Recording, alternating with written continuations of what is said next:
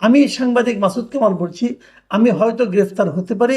আমি আপনাদেরকে একটা কথাই বলবো, আমি নিরপেক্ষভাবে সারা জীবন কথা বলে যাব। এ বাংলাদেশে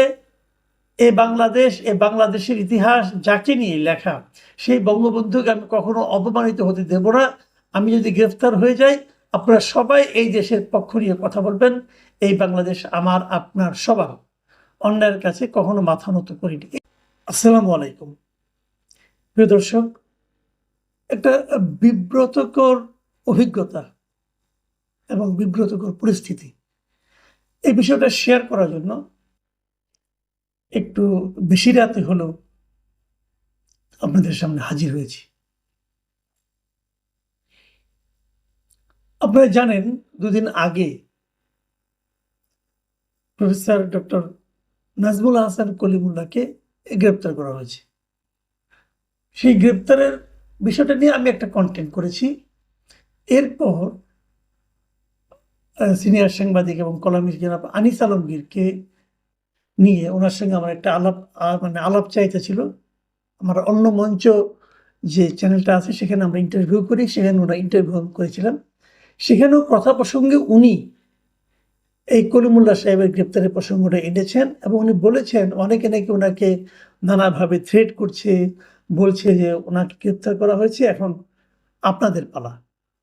তো আমি নিজেও এটা নিয়ে ক্লিয়ার করেছি যে ওনাকে গ্রেপ্তার করা হয়েছে একটা দুর্নীতি মামলা। যদিও আমি মনে করি এই মুহূর্তে যে মামলায় ওনাকে গ্রেপ্তার করা হয়েছে তার চেয়ে অনেক বড় বড় মামলা থাকা সত্ত্বেও, দুদকের মামলা থাকা সত্ত্বেও অনেকেই বাইরে প্রকাশ্যে ঘুরে বেড়াচ্ছেন এবং এ কারণে মানুষের মধ্যে একটা ধারণা জন্মেছে আসলে দুর্নীতি মামলাটা অজুহাত মাত্র।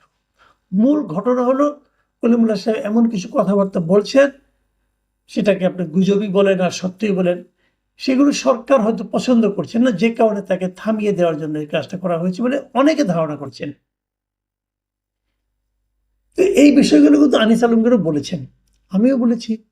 কিন্তু ঘটনাটা কি হয়েছে, আমি এরপর থেকে একের পর এক ফোন পাওয়া শুরু করেছি যে আমি গ্রেপ্তার হয়ে গিয়েছি কিনা, আমি দেশ ছেড়ে পালিয়ে যাব কিনা, অথবা আমি এ ধরনের আশঙ্কা করছি কিনা। এ ধরনের কেউ কেউ এটাকে ইস্যু করতে যাচ্ছে, কেউ কেউ এটা নিয়ে বলে আমোদ অনুভব করতে যাচ্ছে এবং আমার মনে হয় কেউ কেউ আমাকে ভয়ও দেখাতে চাচ্ছে। আমি আজকে সারাদিনে কত যে ফোন পেয়েছি কতজনের কাছ থেকে, সবাই বলছে সাবধানে থাকবেন। আচ্ছা ভাই, আমার সাবধানে থাকা না থাকা কি আসে যায়? সাবধানে থাকার অর্থটা কি? আমি কোথায় থাকবো? আমি তো আমার বাসায় থাকবো। তো কলিমুল্লাহ সাহেব তো তার বাসায় ছিলেন, সমস্যাটা কি? সাবধান মানেটা কি? আমি এগুলো আসলে বুঝি না। যারা আমার ব্যাপারে উদ্বেগ প্রকাশ করেছেন তাদের প্রতি আমার কৃতজ্ঞতা, তারা আমাকে ভালোবাসেন বলেই তো করেছেন। তারপরেও আমি যে একটা নমুনা আপনাদেরকে দেখাচ্ছি এগুলো আসলে কেন ছড়িয়ে যায়। দেখুন, আপনারা একজন বিখ্যাত লোক, আমাদের একজন সাহিত্যিক, কবি সাহিত্যিক। আমি কয়েকগুলি ফেসবুক স্ট্যাটাস আপনাদেরকে পড়ে শোনাই, তাহলে আপনি বুঝবেন যে আমি কোন ঝামেলার মধ্যে আছি। মিস্টার সাইফুল্লাহ মাহমুদ দুলাল, ওনাকে আপনারা সবাই চেনেন, খুবই বিখ্যাত মানুষ। উনি একটা স্ট্যাটাস দিয়েছেন, সাংবাদিক মাসুদ কামাল গ্রেফতারের আশঙ্কা করছেন, হতেও পারেন। আমি তার অগ্রিম প্রতিবাদ ও নিন্দা জানাচ্ছি এবং আগাম জামিন চাই, তা জানিয়ে রাখলাম। ওনার যে এই আন্তরিকতা আমার প্রতি, এটা আমাকে স্পর্শ করেছে। কালের কণ্ঠে একটা ফটোকার্ড বানিয়েছে, কলিমুল্লাহ সাহেব কট, এবার আপনার পালা কামাল ভাই। দেখুন, কালের কণ্ঠ আরেকটা করেছে, কলিমুল্লাহর পর আনিস আলমগীর, পান্না, মাসুদ কামাল কোশ্চেন মার্ক। তারপরে লিখেছে বিস্তারিত কমেন্টে।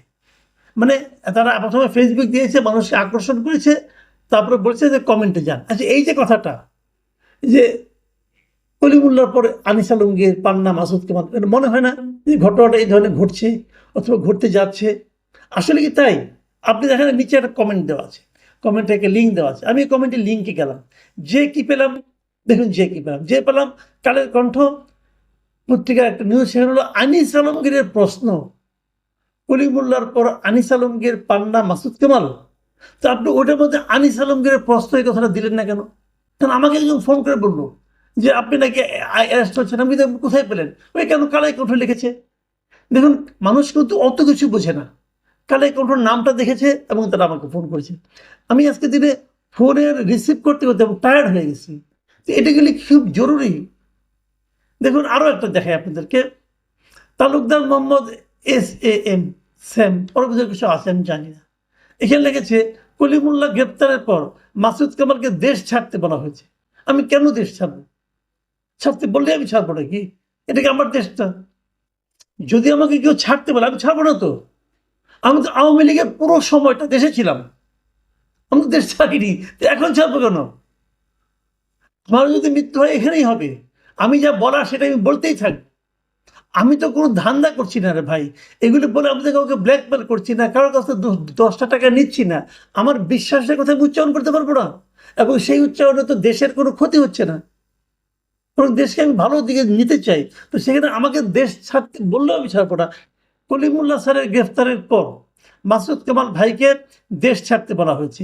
ইউনূস পালাবে, আপনি কেন দেশ ছাড়বেন? এই দেশ ও দেশের মাটি আপনার, আপনার জন্য আওয়াজ ক্লিয়ার, পাশে আছে। দেখুন, আমার জন্য আওয়াজ ক্লিয়ার, আপনারা পাশে আছেন, এটা অবশ্যই আমার জন্য একটা বাড়তি শক্তি যোগাবে।